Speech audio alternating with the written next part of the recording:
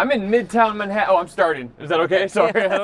I'm in Midtown. Oh, this guy's trying to like start his... It's a moped. It's moped problems. Moped problems, baby. So I'm in Midtown Manhattan with one of the most interesting comedians I've had a chance to work with. He's so funny, so original. He has a podcast called Fresh Towels Podcast. He's a Guy Fieri enthusiast. He opens up for the Impractical Jokers. We're going to get in it. It's Jiggy, everybody. Yeah, we're here on the mean streets. On the mean streets of Midtown Manhattan, baby. I love how my first credit is Guy Fieri enthusiast, which I couldn't be prouder, actually, in this moment. Well, I mean, I want to talk to you about that. What is it with Guy Fieri that just, like, you love him so much? I feel like I've been at the table for 38% of all the meals that Guy Fieri has eaten this entire life. I've watched every episode of Diners, Drive-Ins, and Dives. For real? I think I've been up there with I got to be in the 1% of watchers. Wow. For me, I can watch Diners, Drive-Ins, and Dives all day long. You put it on, they got a marathon on Friday night. That's your night. That's it. I'm cooked. What is it about it? I just think it's the format that makes it so watchable. Okay. I like to watch people cook things. So I haven't seen it. What? I haven't seen it. I've seen like will like. This might be a quick walk. No, I've nothing against Guy Fieri. I've nothing against the guy. I just haven't watched the show. There's a lot of shows I haven't watched. Oh my God, I feel like I've offended you. I'm sorry. I think he's I think does. I feel like he does great things. Yeah, I love Guy Fieri. He's the best. Okay. He's in a top 5, Mount Rushmore for someone I could have dinner with, who I have not met yet. Okay, who are the other 3? Oh gosh. People you'd want to have dinner with. Dead or alive, Michael Jackson would be there. Okay. Let's take a right. Let's go uptown, baby. All right, Michael Jackson, Guy Fieri, Michael Jackson. So far, this is already a really interesting dinner. David Copperfield. Oh, the magician? Yeah. All right. I didn't know you were into magic. I like magic, yeah. I like that. I grew up watching David Copperfield. Oh, fun. He's also like he looks like he's 40. He's like 115 years old. Yeah, he's got a good skincare regimen. Yeah, I don't know. He lives out west, I think. It's something with the dry air. The Vegas heat. The Vegas heat. Yeah. Okay, you got one more spot. One more spot in my Mount Rushmore. Who would it be? Someone who you find interesting? Who's like who you could call like a buddy, maybe? Maybe I'll do a Kevin O'Leary. Oh, okay. I'll go in the business direction. I was hoping it would be me, but that's all right. Kevin O'Leary from Shark Tank. He seems like an interesting cat. Oh God, Mr. Wonderful. Mr. Wonderful. That'd make a good podcast. Getting just some bulldozer. Who would be on yours? Well. Okay. Oh man, dead or alive? Dead or alive. Well, you get one who's dead. Andy Kaufman. That's great. Yeah. Steve Martin. Pick. Oh man, now I want to do mine again. Yeah, you should. Yeah. I mean, let's think. Oh man. Oh gosh. Okay. Steve Martin's a great. That'd be a fun one. But you'd want Steve Martin who wants to be there though. Yes, you don't want the introvert Steve Martin. You want you want the wild and crazy guy. Yeah, you want the wild or someone who's talkative. I wouldn't want to pay for dinner with Steve Martin. I feel like he'd be very polite, but it wouldn't be what you want. This is a really good question. I have 2 more spaces. 2 more spots on the Mount Rushmore. Okay, people are gonna hate me for this because he's gotten some flack lately, but I'm curious to talk to Justin Timberlake. Well, of course. I think that'd be fun. And he would be a good hang. And you know why not? I'll throw Brittany in there too. So Brittany, Justin, Steve Martin, Andy Kaufman. Probably would have to be separate dinners. No, I want it all aired out. Because, Steve Martin checks a lot of boxes. He's a magician. He's a musician, comedian, actor.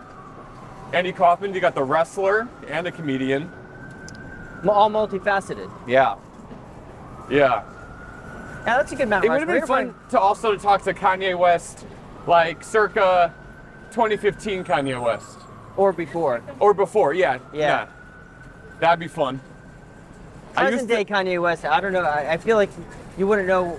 I don't know what he's talking about half the time. No, I don't know if he knows. I don't know.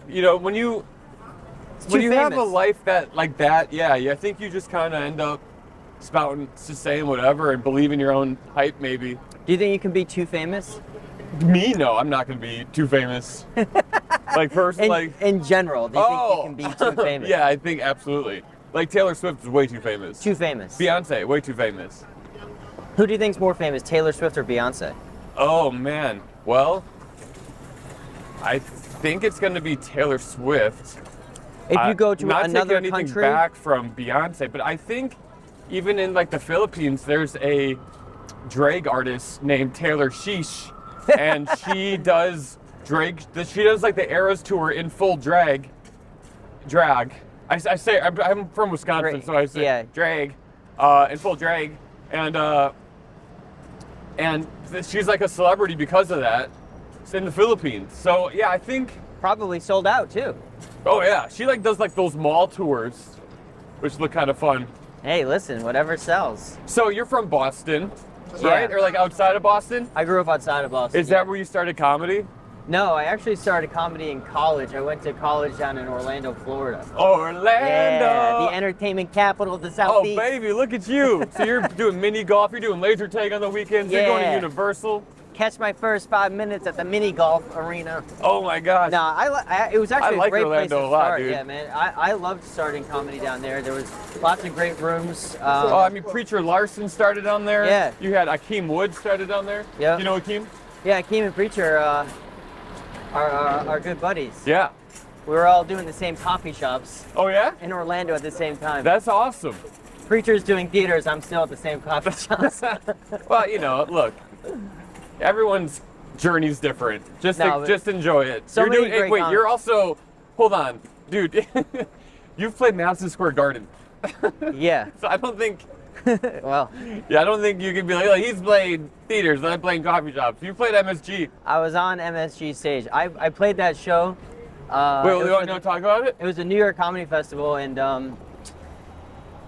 it was me and Colin Jost who were opening for the Impractical Jokers, and Colin was late. And so I'm on stage, and they told me to stretch my time. Oh, God. On stage, I had my, like, whatever it was, first 10 of all, or 15 minutes. let's go back to that day.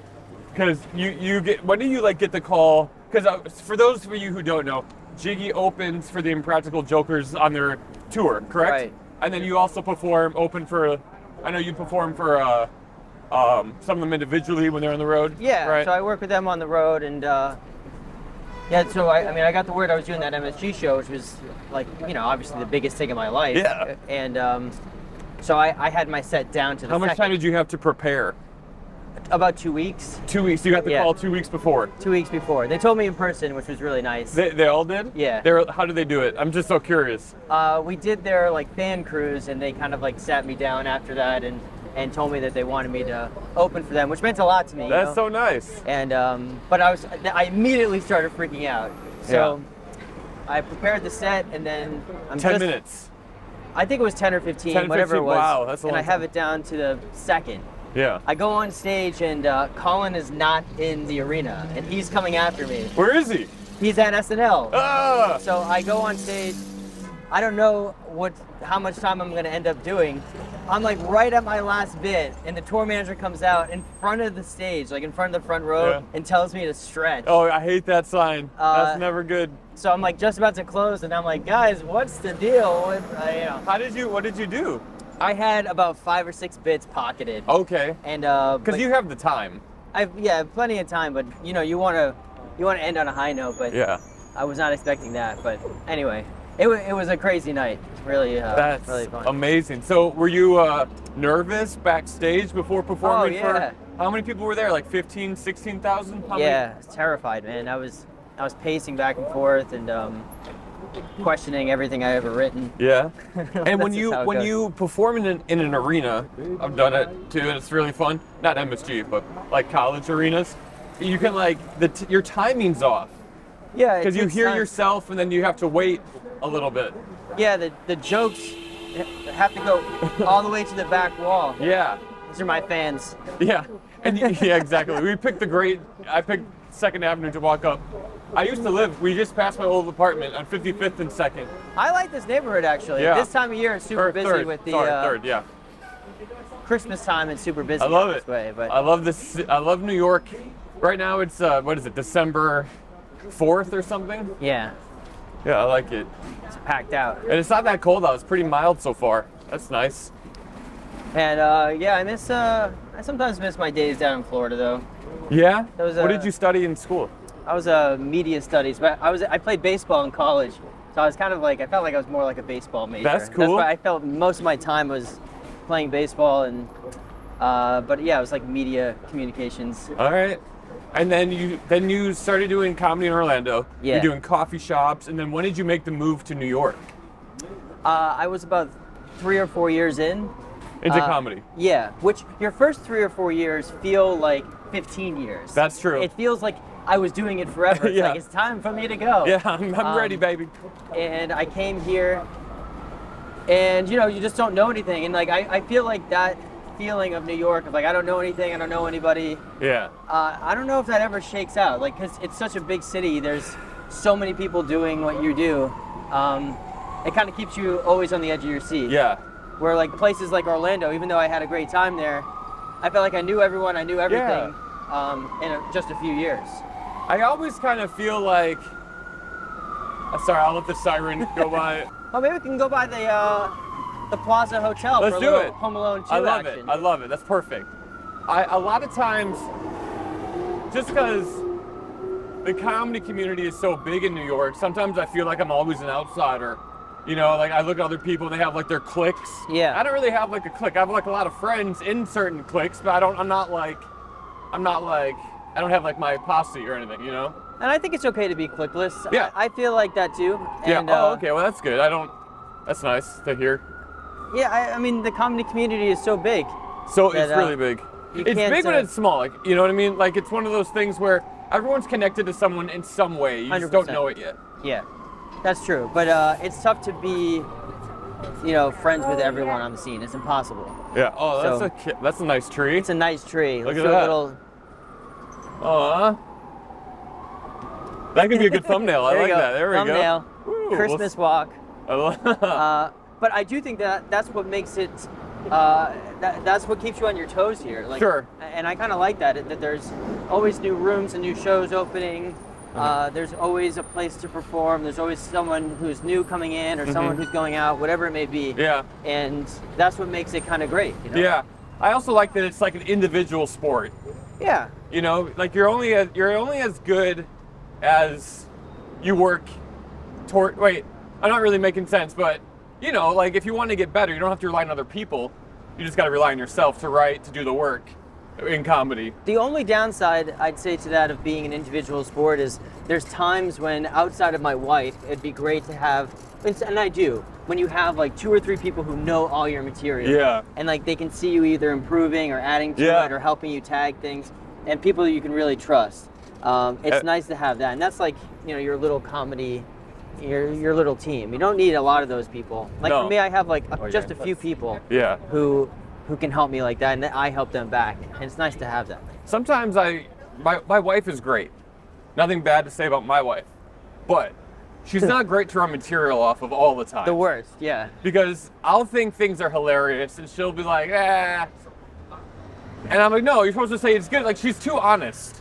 I want someone who's gonna tell me it's funny all the time. We have to run bits with our wives in like the quiet of a living room right after or before dinner, you know? So Yeah. they're not getting the full effect. No, it's not. It's also just like, I'm bothering her when she's like doing our taxes. I'm like, hey, is this funny?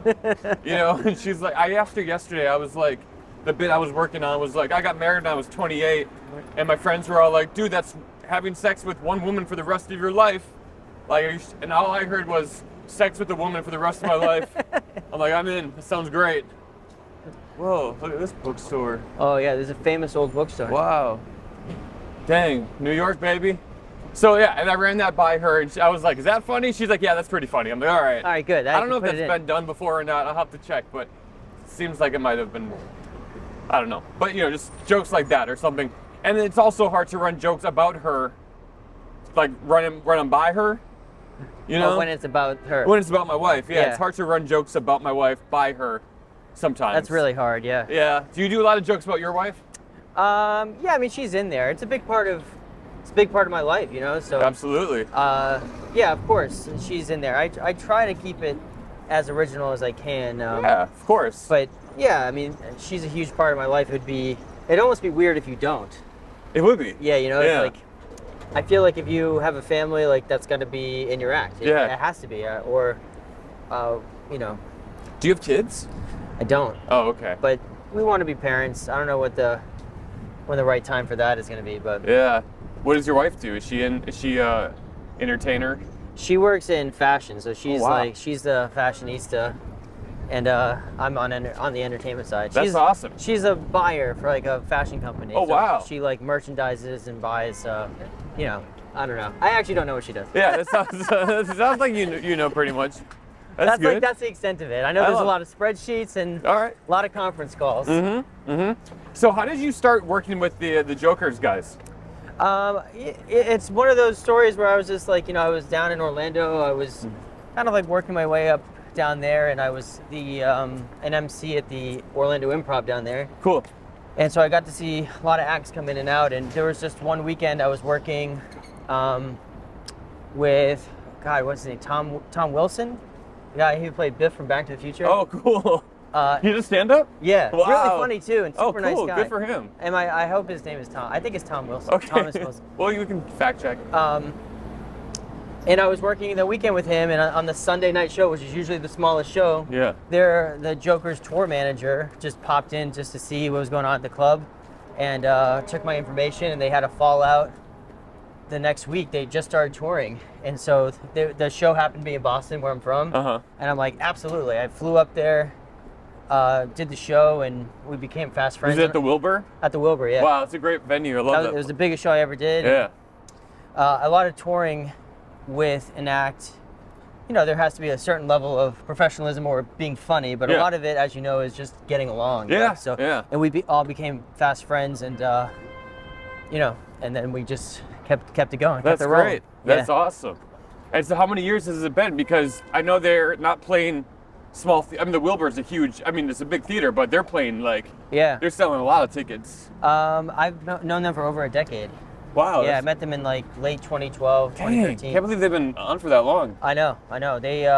They've been touring their show since about 2012, 2013, and so I've got to see them grow quite a bit. They have such a loyal fan base who kind of absorbed me in to their universe. Oh, that's so cool. So now their fans are your fans. To a certain extent, So when you go on the road and you're headlining your shows, do some of them come out? Of course, yeah. Oh, that's so fun. That's a huge part of it.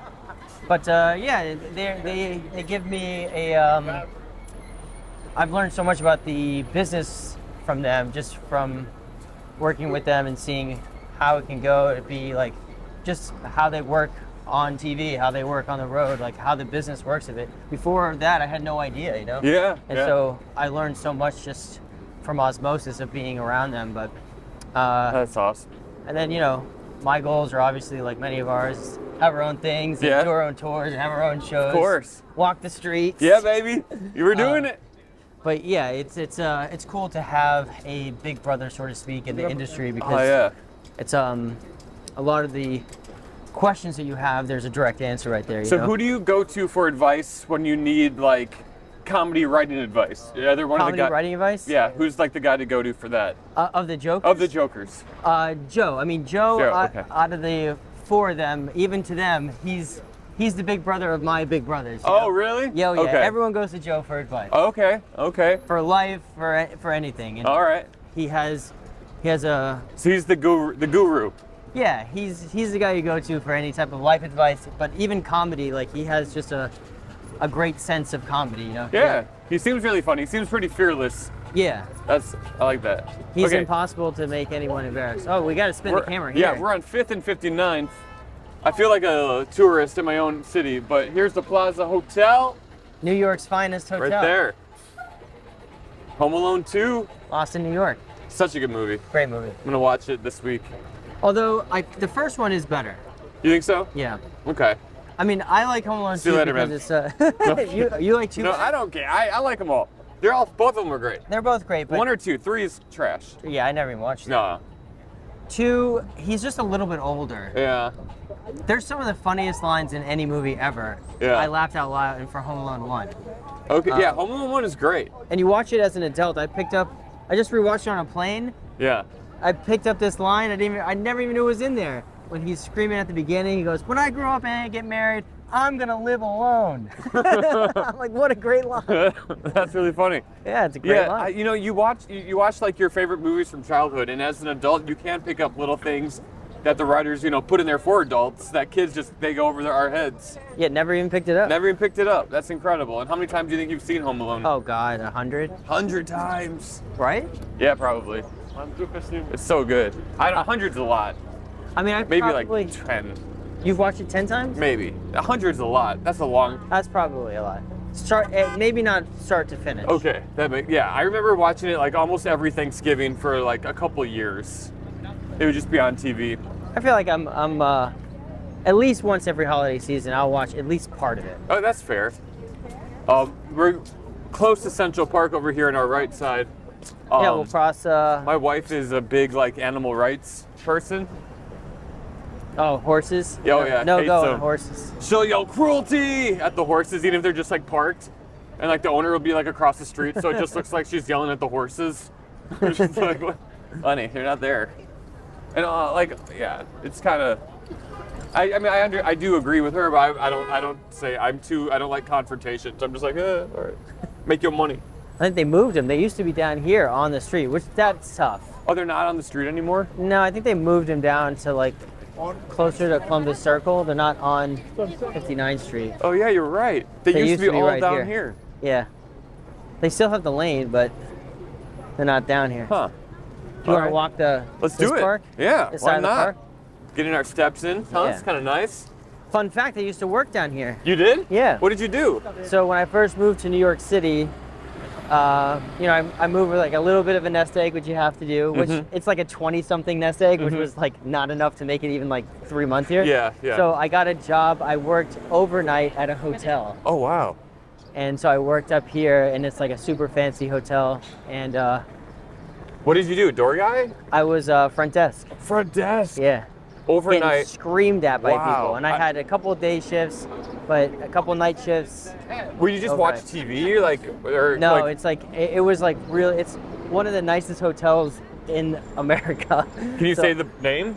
It's the Ritz-Carlton Central Park. Okay, yeah, I stayed there actually once. With actually, I didn't stay there. My brother stayed there, and I went to visit him. And, much different. Yeah, it's right up here on the left. Wow. But the average room nights were like $1,000 a night, and like any type of problem, they would yell at me. Of course. Which was such a dichotomy of like my life. It's like I'd go out, I'd do spots, and make people laugh. I'd go into work at 11 and just get screamed at. I liked it. I liked the people I worked with, but it was really it was tough. And my goals during those years were like, I need to make enough money in comedy so I don't have to do this anymore. Yes. And that was a big moment when I was able to you've done it. Not work there. You don't work there anymore. No. Did you have any run-ins with any celebrities you can talk about? Oh God, man. I met everyone is not fair, but like from every corner of celebrity I've met and been around them, from like musicians to sports stars to royalty and presidents. Everyone stayed at this hotel, so I met so many different people, and it was a really good, it was a good gig for that, you got to meet so many different types of people. That sounds awesome. And when it was good, but when it was hard. Yeah, Lady Gaga lives right there in 40. She does still? Yeah, I think so. She would come out, they would have the stanchion whenever she came out of the building. She was our next door neighbor. It seems like that's too like commercial for her. It seems like she'd be like living in like a dumpster in the Brooklyn or something. Like she makes into a house or something. You know what I mean? She actually famously couldn't get a co-op in New York City. Did you know that? Really? Why not? Because I think a lot of the co-op boards didn't want to approve her because they thought that like there'd be too much buzz or attention. So like the places she wanted to live, she would be like famously declined. It was, I think that's going back like almost 10 years now. But wow. It's pretty interesting. You don't think that a celebrity would have like a housing issue? Well, you know who also had a problem with that was Madonna. I believe it, yeah. And that was kind of recently, so she ended up buying this building on, I want to say 86 and Lex on the Upper East Side. And I've walked by it before, it's really nice. And I'm like, is she home? Is she home? This is the, which way you want to go? You want to go in here? Let's go, no, let's go back, here? let's go back, take you home. All right. Unless you have anything you have to do. No, we can go down this way. All right, past Radio City. I love it. Have you played there? No. All right, that's a fair question. That's a fair question. We're gonna do the Beacon though. You on, are? January 20th. Wow, that's which exciting. Is pretty cool.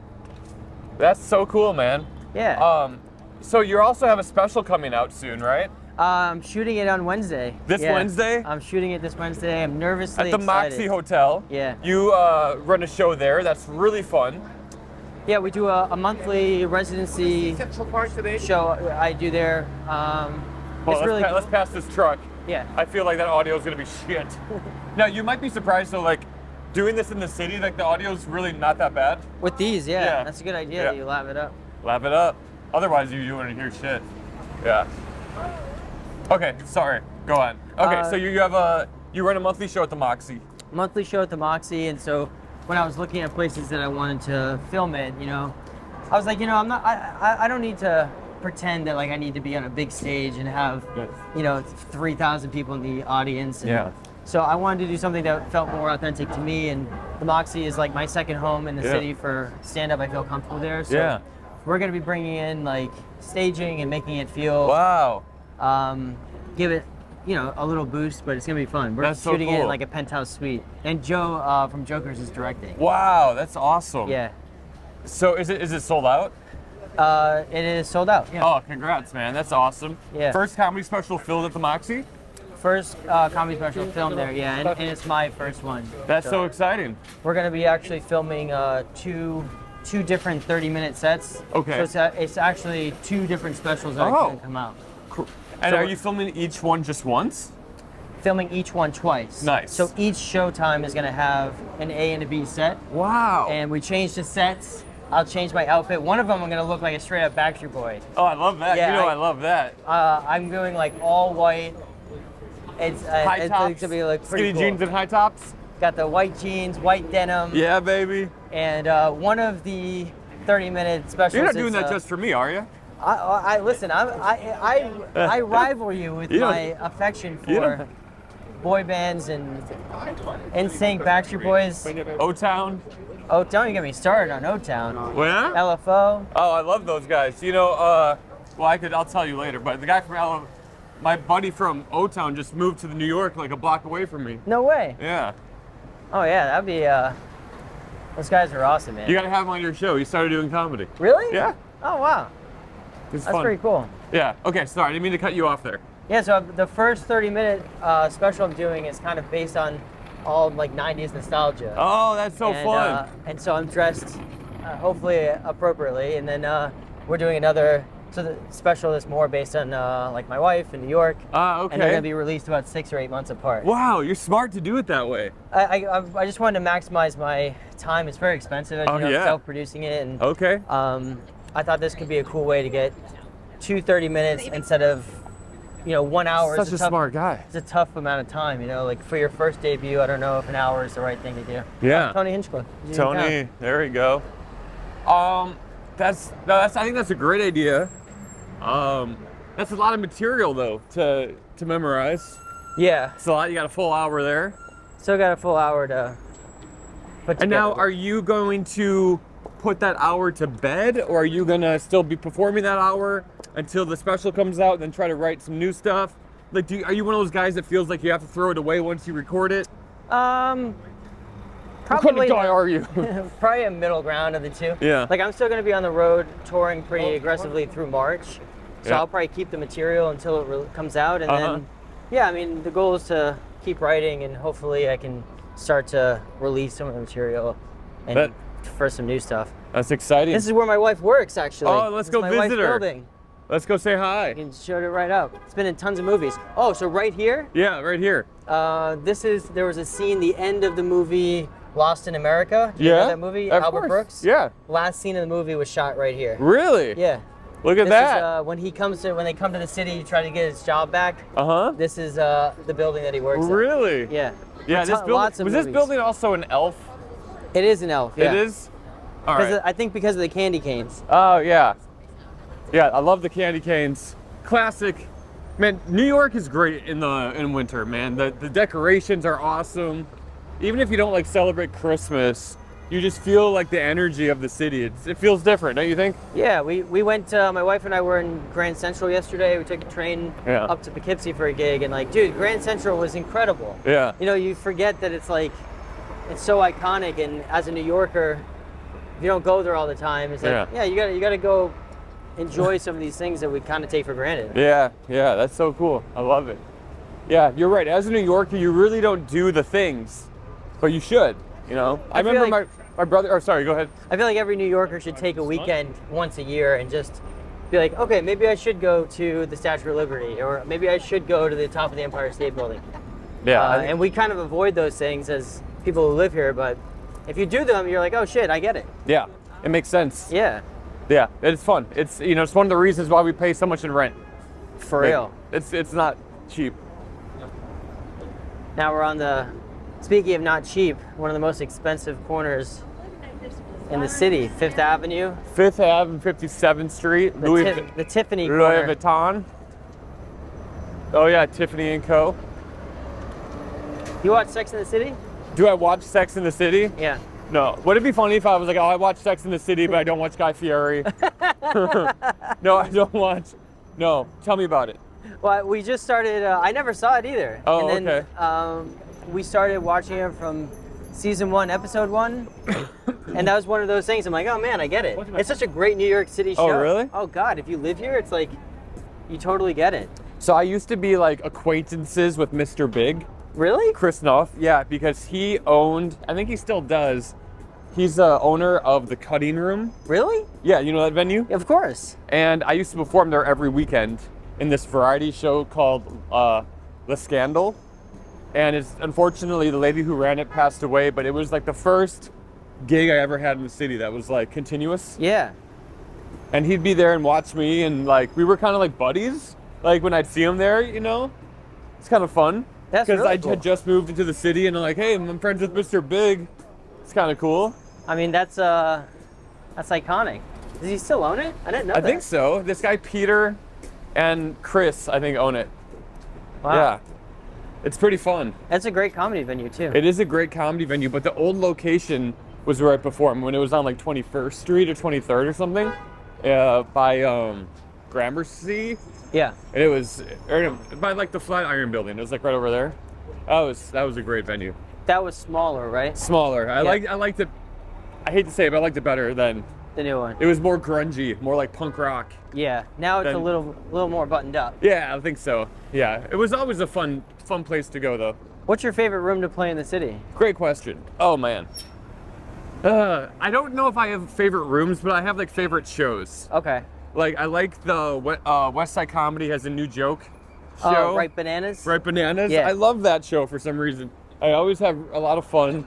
I like performing at the Comedy Cellar at the Village Underground. Yeah. That's probably my favorite venue of the 4 at the Cellar. Tonight I'm at the Lounge, which is not a terrible venue either. That's the Fat Black Pussycat? Yeah. Yeah. I don't know, do you have a favorite venue in the city? Favorite venue? If I give best case scenario, like a sold out room. Yeah. Best case scenario. Best case scenario room. Man, that's a great question too. I think West Side is underrated. I think so too. It's fun. I think a sold out West Side is it's so can good. be one of the best rooms in the city. Also a sold out New York Comedy Club Gramercy. Oh yes. I think that room is a yeah. Gramercy's fun. I've had some really killer shows at Gramercy. In fact, your buddy and my buddy Joey Fatone came to see me at the Gramercy. Yeah. Or not the Gramercy, at New York Comedy Club Gramercy location like 3 months ago. And when I was opening for Mark Norman, and he came in and he texted me that, hey, do you have any shows tonight? I'm like, yeah, come to this show. And they put him in the back. No one knew he was there. I have a bit about boy bands. Yeah. And then he started like heckling me during the bit. And I was like, you don't like boy bands? He's like, no, they suck. And then I brought him up on stage and we introduced Mark Norman together. That's so cool. But it was like a dream. This sounds so dumb, but it was like a dream come true of mine to have like a guy from NSYNC like, hey, message me and wants to see me do a show. That was so nice. Is NSYNC your favorite boy band? Or are you not at liberty to say? No, I think they are.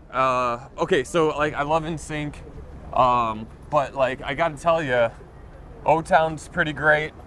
One O-Town's Direction, pretty great. Backstreet, but they all like fill different like voids. Like they all have certain things that I really like about them. You know what I mean? As I've gotten older, I have an appreciation for a lot of the songs that weren't singles. Yes. From all the artists. I will agree with you. Okay, give me some examples because we have a big boy band following on this podcast. O-Town, Sensitive. Oh, sensitive. That's a great song. Who says a man's not supposed to be? I'm sensitive. I think that's one of their best non-singles. All right. I would go with Giants with O-Town, Buried Alive, and I Showed Her as like the 3 non-singles that I think could have been bangers. But not pushed. And sometimes there's just too many songs. Like, The Game Is Over. Well, that's a good one. NSYNC. Yeah, NSYNC, It Makes Me Ill should have been a single. Oh, It Makes Me Ill is a great song. And it never was. And Lance even says that publicly. He's like, it should have been a single. I don't know why it wasn't. Backstreet Boys, they had a song called Undone. And it was like just when it was the 4 of them, when Kevin was still out of the group for a couple of years. And it's my favorite Backstreet Boys song. They had Undone, that was later though. It was probably 2008 or something. PDA is a good one too. Who's that? Backstreet Boys. I don't think I know that one. PDA it's What pretty album good. is that on? That might have been Kevinless as well. Okay. See, they do have a lot of albums. The Kevinless era was bad because I love Kevin, but that one Undone song, woo baby, that's good. I could do boy band stuff all day. I didn't realize that a lot of people don't know this, but NSYNC only had one #1 hit. Bye Bye Bye, or It's Gonna Be Me. It's Gonna Be Me. It's Gonna Be Me. Is their only #1 hit on the Billboard charts? Billboard Hot 100. They only had one #1 hit. It's Gonna Be Me. Which I think a lot of people would get that trivia question wrong. Yeah. Well, I mean, they had a lot of bangers. Tons of bangers. You know. What was #1 and Bye Bye Bye wasn't? Yeah, that I know. Bye Bye Bye to me. I mean, they're so good, and they came right after each other on the album too. But quintessential boy band music is, Bye Bye Bye for NSYNC, and then I Want It That Way for Backstreet Boys. I think that's my Mount Rushmore here. Okay. Also, this is another fun fact for the watchers or listeners. Please. My Pie, this is my favorite pizza slice in New York. No way. Yeah. Really? Is it thin crust or thick crust? It's looks thick. It's like Detroit style. They're grandma slices. Like Detroit style. Yeah. But they ferment the dough for 3 days. Wow. So the dough is so light, and it's delicious. My favorite pizza. Wow. Is it only that location? I think it's just that location. Dang. This is also a very New York City thing. Walking through these under construction tunnels. Yeah, this is no other city has this, I don't think. No, there's no other place where you're like, yeah, let me just go under the construction site. Yeah. But it's so normal here. I like it. So O-Town is playing a huge show in New York December 10th. I saw that and I'm not gonna be here. I was so bummed out. What day of the week is that? Are you going? Yeah, I'm going. I think it's a Saturday. I put in for the cellar, but if I don't get any cellar spots, I'm gonna go. Where is the show? Sony Hall, right in Times Square. Oh, Sony Hall. That's a great little venue. Huge venue. It's like a couple hundred people, right? 400 or 500 people? 400 or 500. Well, standing room is probably more than that. Oh yeah, I think that's what it'll be because it's a concert. And the boy band C Note is opening for them. C Note. Yes, but it's with LFO and Chris Kirkpatrick. Fun. So C Note is like a new group of. C Note is an older group that was even together before O-Town formed. When O-Town was auditioning, when the members of O-Town were auditioning for O-Town, they could pick like a few songs to sing to audition, and some of them were C Note songs. Huh. So C Note was already pretty established, but because O-Town had a TV show, C Note never really became much of anything, unfortunately. But Chris Kirkpatrick is in C Note? No, he's gonna host the show. Oh, I got you. Okay, yeah. I thought you meant C Note was No, no. Chris comes out, he hosts it, and then he does some NSYNC songs with O-Town at the end. Shit. And then and then LFO comes out, and they do like a O-Town LFO medley. Oh man, Together. I'd be right in my element at that show. Oh man, so funny story. I'm friends with LFO, and the guy, we were hanging out like 2 weeks, in like July. I saw him in July, right? We're hanging out, and then like 2 weeks go by, and then What's going on, dude? at work. What's up, man? Whoa, We're filming a look at podcast. Oh, what's up, everybody? Hey, It's my buddy Rob. hey Rob. We call him Woo Woo Woo. Woo woo woo. Woo. See a big juggalo or something? No, he used to he was friends with my roommate like 10 years ago. Uh-huh. And instead of being like, yeah, man, I'm pumped, his saying for that was woo, woo, woo. We'd be like, yo, Rob, you want to come out with us? And he'd be like, woo, woo, woo. Does he watch wrestling? Is he a wrestling fan or He something? is, That yeah. seems like a Zack Ryder thing. Woo, woo, woo. He's in my phone as woo, woo, woo. I love that. But that's pretty funny. With So the Santa hat. long story short, so I'm hanging out with this guy from LFO. 2 weeks go by, like we're in like New York somewhere. 2 weeks go by, I'm in Wisconsin for my brother's rehearsal for his wedding. We're at like this public park. All of a sudden, this guy comes out of his car with like an LFO t-shirt on, or an LFO hoodie, and another guy with the LFO hoodie, and it's LFO. I'm like, what are you guys doing here? We're in this small town in Wisconsin. And they were like, oh, we just flew in. We have a show a couple hours away. And so I introduced him to my family. And I was like, this is LFO. LFO, my brother, Lucas, hello, LFO. It was LFO, my wild. family?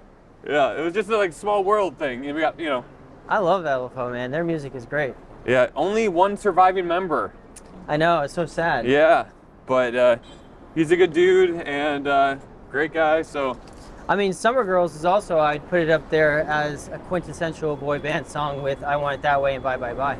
Oh, yeah. So I think- every other time, Every other time is a West great Side song. Story, come on, man. I mean, So I'm like, oh, so good. wait. I asked Trevor from O-Town if he could make a Mount Rushmore of a boy band, who would he put in there? And he's such a good dude. You know what he said? He just said all the members of O-Town. I was like, dude, that's like a nice, That's a nice thing to say. that's a nice thing to say. He's like, yeah. I was like, yeah, you probably don't want to ruffle feathers. And that, I was kind of maybe a bad question to ask him at the time because he's still in an active boy band. Like, if you could make your own boy band, who would it be? He's like, I'll take Jacob and Eric and Joey and Chris. Like, of course he has to say. You want to be a great nerd question Tell to me. ask him that might just blow his balls off? Yeah.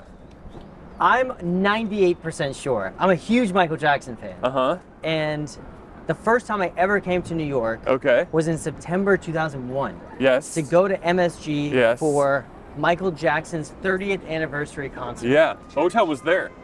He was there. Yeah. I was also, if you watch the concert, there's a shot of Trevor. Yeah. I'm 99% sure it was him, Uh-huh. like going crazy in the concert. Yeah. But unconfirmed. It's not like they were like, Yeah. O-Town is Right. here. Yeah. I remember seeing that. Yeah, he was definitely there. He was there. I think they were in the front row. I think two, there was something that happened where like two of them had really good seats and two of them didn't. Or something. But yeah. It was a really tough ticket. Oh, That was an incredible concert. Oh yeah. But did you go to it? Yeah, I was there. Wow. How much did you spend on tickets for that? I was only like 12, or 13. My dad got them for me for Christmas or something. I don't know what he had to do, pull some strings or something. That's crazy. Yeah.